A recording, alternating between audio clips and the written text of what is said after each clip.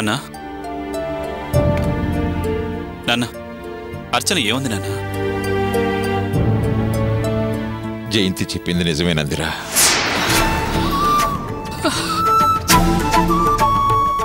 విన్నారు కదా, మీరే విన్నారు కదా మావయ్య. తన అన్న మాటలు అన్ని మీతో నేను చెప్పాను. నమ్ముతారా? ఇప్పటికైనా నమ్ముతారా నేను అబద్ధం చెప్పలేదని? అయ్యో భగవంతుడా, కన్న తల్లి గురించి కూతురు ఇలాంటి మాటలా మాట్లాడేది.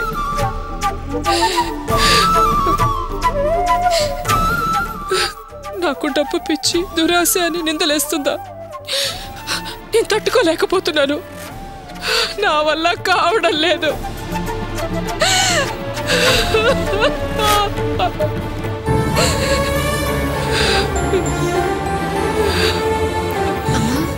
అమ్మా ఏడోకమ్మా, ఊరుకో. దానికేదో పిచ్చి పట్టినట్టుంది, అందుకే అది అలా మాట్లాడుతుంది. నన్ను వేరే ఎవరిని అనుంటే బాధపడేదాన్ని కాదు. కానీ నా కూతురు నన్ను అలా మాట్లాడింది. నా పిల్లల జీవితాలన్నీ బాగుండాలని, మంచి సంబంధాలు చూడాలని అనుకోవడం ఆశ. దానికి కూడా అలానే కదా మంచి సంబంధం కోసం ఆరాటపడింది. తల్లిగా కూతుళ్ళకి మంచి సంబంధాలు చూడాలనుకోవడం తప్ప? అది డబ్బు పిచ్చా? అలాగేనా అది నన్ను అనేది? అంతేనా అది నన్ను అర్థం చేసుకున్నది?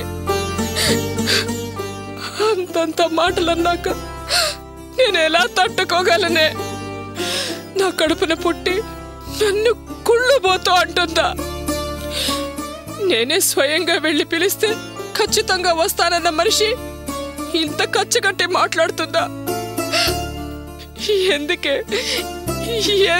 అది ఇలా మారిపోయింది? అమ్మా, అది మారిందో మారలేదో మనకెందుకమ్మా? అది మనల్ని మొహం చూడకుండా మాటలంది. అలాంటప్పుడు దాని మాటల గురించి, దాని మార్పు గురించి బాధపడటం అనవసరం. ఆ పిచ్చి మాటలు పట్టించుకొని నువ్వు బాధపడకమ్మా. ఊరుకోమ్మా, ఊరుకో, ఏడవకు. ఏంటి నాన్న మీరు ఇలా సైలెంట్గా ఉండిపోయారు? అమ్మని ఏడవద్దని చెప్పండి నాన్న. ఏం చెప్పనురా, నేనింకా ఆ షాక్లోనే ఉన్నాను. అచ్చని ఇలా మాట్లాడిందంటే నమ్మలేకపోతున్నాను రా. ఎందుకు ఇలా మారిందో అర్థం కావటం లేదు. అసలు దాన్ని అలా మాట్లాడే తత్వమే కాదురా. అమ్మా మావయ్య, నేను అంటున్నానని తప్పుగా అనుకోకండి. అలా మారడానికి, మాట్లాడడానికి ఒక్కటే కారణం, అర్చనకి ఓర్చుకోలేనితనం. ఏమిటి ఓర్చుకోలేనితనమా? అవును మావయ్య, అర్చన ఇదే ఇంట్లో అందరి ముందు చదువుకున్నవాణ్ణి, మంచి ఉద్యోగం ఉన్నవాణ్ణి పెళ్లి చేసుకుంటానని ఛాలెంజ్ చేసింది. కానీ అది నెరవేరలేదు. ఇప్పుడు కావ్యకి బాగా చదువుకున్నవాడు, అందగాడు, అన్ని విధాలా ఉన్నవాడు దొరికేసరికి తట్టుకోలేకపోతోంది. తనలో తను ఉడికిపోతోంది. అందుకే భరించలేక బయటపడిపోయింది. ఏమైనా కావచ్చు, కానీ దీన్ని ఇలా వదిలేయకూడదు. అర్చనని డైరెక్ట్గా కలిసి దాంతో అన్ని విషయాలు మాట్లాడాలి. అసలు దాని మనసులో ఏముందో తెలుసుకోవాలి. పరిష్కార మార్గం ఆలోచించి దాన్ని మామూలు మనిషిని చేయాలి.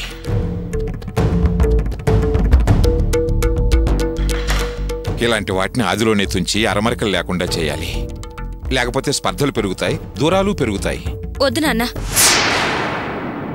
మీరేం వెళ్ళి ఆవిడ గారికి అరవాల్సిన అవసరం లేదు. చర్చలు జరిపి సరిచేసి సయోధ్య కుదర్చాల్సిన అవసరం అంతకన్నా లేదు. అది ఇలాంటి మనసు విరిచే మాటలు మాట్లాడి మనందరికీ ఇంత బాధ కలిగిస్తుందని నేనెప్పుడు అనుకోలేదు. అక్కగా దాని మీద బావ మీద ఎంతో గౌరవం పెంచుకున్నాను, మర్యాద ఇచ్చాను. ఇప్పుడు అదంతా పోగొట్టుకుంది. ఎంత ద్వేషం పెంచుకోకపోతే అది అమ్మ గురించి అలా మాట్లాడగలుగుతుంది? అది అంతలేసి మాట్లాడినాక ఇంకా వెళ్ళి మాట్లాడాల్సిందే ఉంటుంది. ఇంతకాలం అమ్మ ఏది చేసినా దాని బాగు కోరి చేసేది. అలాంటి అమ్మని అనరాని మాటలు అంది. చెల్లెలు జీవితం అని కూడా ఆలోచించకుండా నన్ను అనేసింది. అందుకే మీరేం వెళ్లాల్సిన అవసరం లేదు. రాజీ కుదర్చాల్సిన పని లేదు. ఇంక దాన్ని నా పెళ్లికి కూడా పిలవాల్సిన పని లేదు. నేను పిలవను. ఇంక దాని గురించి ఆలోచించడం మానేయండి. అలా మాట్లాడు కావ్య. ఎంతైనా అది నీ అక్కమ్మా. ఒక్క మాట అది జారిందని బంధాన్ని తెంచేసుకుంటావా? అక్క మన వైపు నుంచి ఆలోచించాలా? తనకు నేను చెల్లెళ్ళని ఈవిడ తల్లని ఆలోచించాల్సిన అవసరం లేదా? అంత కుళ్ళు కడుపులో పెట్టుకుని అనకూడని మాటలన్నీ అనేస్తుందా? మీరిప్పుడు వెళ్ళి దాంతో మాట్లాడితే అది అన్న మాటలన్నీ కరెక్టే అని మనం సమర్థించి మనం తప్పు చేసి క్షమాపణలు అడిగినట్టు అవుతుంది. అవసరం లేదు నాన్న, ఈ రాయబారాలు అవసరం లేదు. ఇంక దాన్ని పలకరించాల్సిన అవసరం అంతకన్నా లేదు. అమ్మా నువ్వు లోపలికి పద. పదమ్మా. పదమ్మా.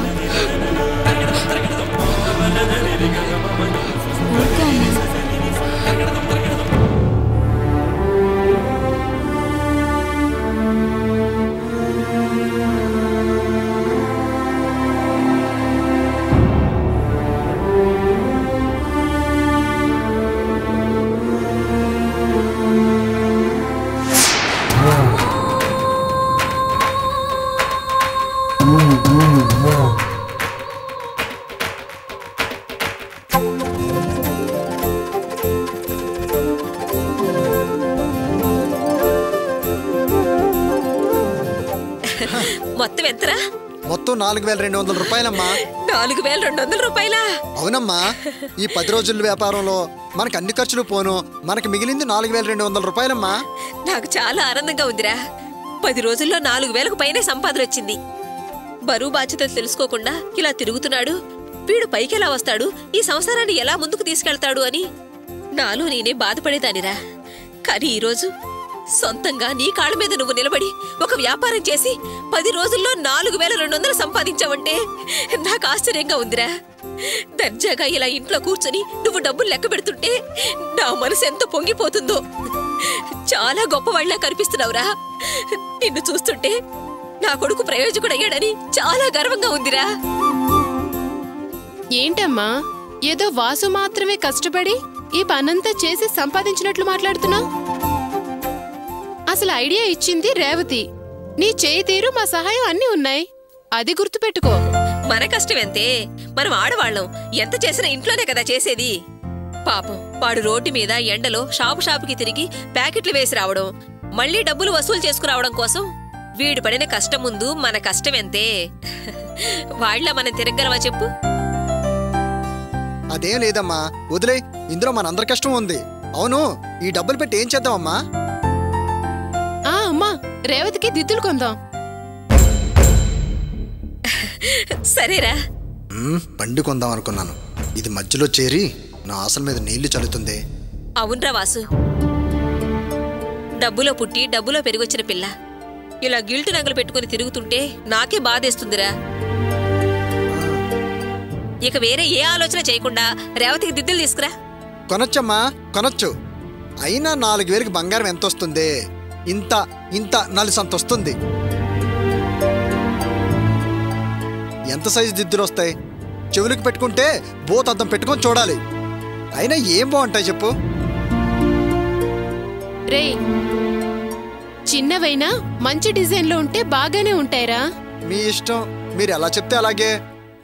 నేనేమో ఫైనాన్స్లో బండి తీసుకొని ఇంకా దూరం ఏరియాలను కూడా కవర్ చేస్తూ బిజినెస్ను పెంచుదాం అనుకున్నాను.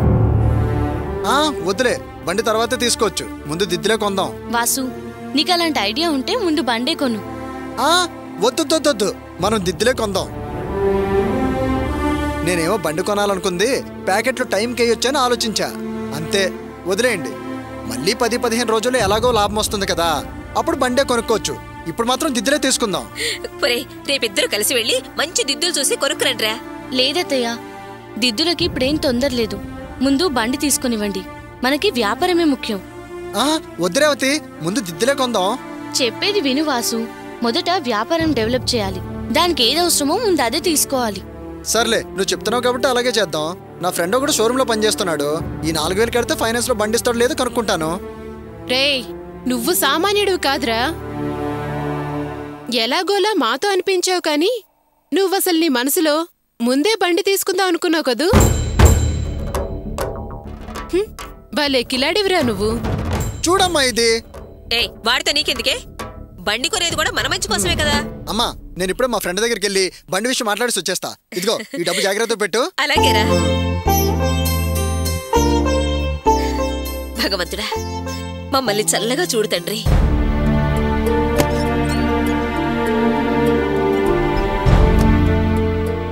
ఏంటి ఇవాళ లేట్ అయింది?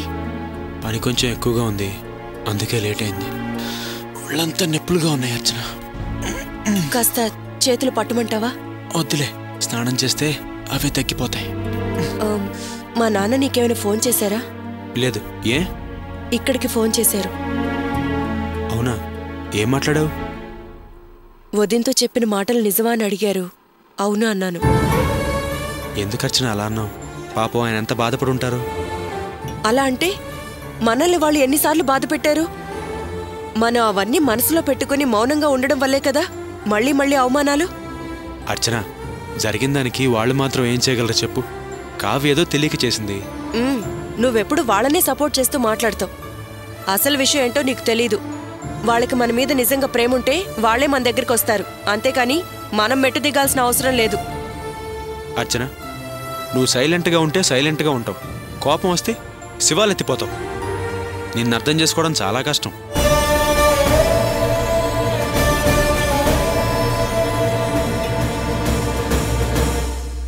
ఏంట్రా బాబు నువ్వు అనేది? 8,000కి తక్కువైతే బైక్ తీసుకోలేమంటున్నావా? అవునరా, 4,000కి బండి ఎలా తీసుకుంటావురా? కొత్త బండి 30,000 నుంచి 60,000 దాకా ఉంది. అందులో ఎంత తక్కువలో తక్కువైనా బండికి 4వ వంతు మనం కట్టాలి, అంటే 8,000. అది కడితే గానీ బండి మనకు ఫైనాన్స్లో ఇవ్వర్రా. నువ్వు చెప్పేది కరెక్టేరా, బయట వాళ్ళందరిది అదే కండిషన్ అనుకో. కానీ నువ్వు పనిచేసే షోరూంలోనూ కూడా అంతేనా? కాస్త హెల్ప్ చేయొచ్చు కదరా. కావాలంటే షూరిటీ సంతకం చేయొచ్చు, 1,000-2,000 అంటే మాట్లాడొచ్చురా. అంతేగాని నువ్వు ఇలా 4,000 పట్టుకొచ్చి హెల్ప్ చేయమంటే కష్టం రా. ఛే, నేను నమ్మాను కదరా. రేపే బండి తీసుకుందామని ఇక్కడికి చాలా ఆశపడొచ్చాను రా. సారీరా, నేనేం చేస్తాను చెప్పు, కంపెనీ రూల్స్ అలా ఉన్నాయి. నువ్వెందుకురా సారీ చెప్తావు? అంతా నా బ్యాడ్ లక్, టైం బాగోలేదంతే. ఇన్నాళ్ళు బేవర్స్గా తిరిగాను. ఈరోజు మంచి పని మీద బండి తీసుకుందామని ఆశపడ్డాను, అది కాస్త నెరవేరకుండా పోయింది. ఇంతేరా, ఈ మిడిల్ క్లాస్లో పుట్టిన వాళ్ళందరి కష్టాలు ఇలాగే ఉంటాయి. చిన్న చిన్న కోరికలు కూడా తీర్చుకోలేవురా. అవమానాలన్నిటికి అడ్జస్ట్ అయిపోయి ఉండాలి. రై, చాలా ఫీల్ అవుతున్నట్టున్నావు. పోనీ ఒక పని చేయరా, ఇంకో 3,000 అంటే జస్ట్ 7,000 తీసుకుని రారా. నేను ఎలాగోలాగా మాట్లాడి బండి సెట్ చేస్తా. ఇంకో 3,000కి నేను ఎక్కడికి వెళ్ళను రా. రై, 3,000గా మీ అన్నయ్యని అడగచ్చు కదా. సారీరా, నేను పాత పద్ధతిలో అనేసా, నీకు మీ అన్నయ్యకి పడట్లేదు కదా. థ్యాంక్స్ రా, మంచి టైంలో మంచి ఐడియా ఇచ్చావు. ఏంట్రా నేను ఇచ్చిన ఐడియా? అవునరా, వాడు నాకు 3 నెలలు వడ్డీ ఇవ్వాలి. ఆ డబ్బులు ఇస్తే రేపు నేను బండి తీసేయొచ్చు. రేయ్, నేను రేపు డబ్బులతో వస్తాను, మనం బండి కొంటున్నాం అంతే. వస్తాను రా. రే, టీ తాగేసేలరా. వద్దురా, రేపు తాగేసేలరా. రేపు కలుద్దాం లేరా.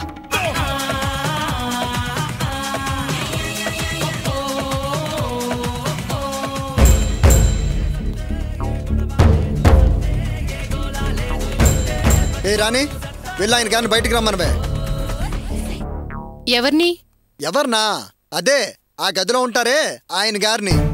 ఎరా, నీ స్నేహితుడు ఎవరో ఉన్నారు, బండి గురించి అడిగేసి వస్తాను అన్నావు. ఏమైందిరా? ఆ విషయం చెప్పకుండా ఇప్పుడెందుకు వాడి పిలవమంటున్నావు? నువ్వు కాసేపు ఏమి మాట్లాడుకుంటూ ఉంటావా? ఏ రాణి, వెళ్ళి పిలవే. ఎందుకురా వాసు వాడి పిలవమంటున్నావు? డబ్బులమ్మా, డబ్బులు. రాణి, నువ్వు ఆయన గారిని బయటికి పిలవద్దు. 3 నెలల నుంచి వడ్డీ డబ్బులు ఇవ్వలేదు, ఆ డబ్బులు అడిగి తీసుకురా. వెళ్ళు.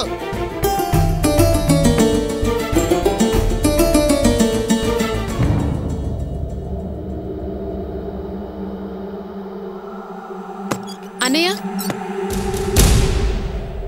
ఓ భోంచేస్తున్నావా? నేను తర్వాత వస్తానులే అన్నయ్య. పర్వాలేదమ్మా, చెప్పు. ఆహా, నువ్వు అన్నం తిను, నేను తర్వాత వస్తాను. ఏ రాణి, ఏంటి ఆ నంగి నంగి మాటలు? అడగడానికి అలా తటపటాయిస్తావే? భయపడాల్సిన పనేం లేదు. వడ్డీ డబ్బులు ఇవ్వాలి అర్జెంట్కి, ఇప్పుడే ఇమ్మను. ఓ 2 రోజుల్లో ఇస్తానని చెప్పమ్మా. ఇదిగో నాకు ఈ సాగదీయడాలు నసుకు మాట్లాడాలి విండాలి అస్సలు తెలియదు. ఇప్పుడు ఇస్తాడో లేదో తేల్చి చెప్పమను. వాడికిద్దామనే డబ్బులు రెడీ చేసుకుందానమ్మా. వేరే చోట కట్టాల్సి వచ్చింది. ఓ 2 రోజుల్లో ఇచ్చేస్తానని చెప్పు వాడికి. ఏంటి లోపల కూర్చొని ఏదేదో మాట్లాడుతున్నారు? ఆయన గారు బయటికి రారట్నా?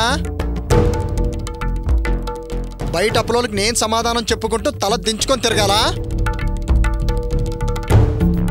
లేదు వాసు, అన్నయ్య అన్నం తింటున్నాడు. వడ్డీ డబ్బులు కట్టడం తెలియదు కానీ 3 పూట్ల బామ్ ఎక్కడం మాత్రం తెలుసు. రే, భోంచేస్తుంటే ఎందుకు అలా మాట్లాడుతున్నావు? 2 రోజుల్లో ఇస్తానని చెప్తున్నాడు కదా. అనడానికే ఆయన గారు బాగానే చెప్తారు. అప్పులోడి దగ్గరికి వెళ్ళి నేను ఈ మాట చెప్తే వాడు నన్ను చెప్పుతో కొడతాడు.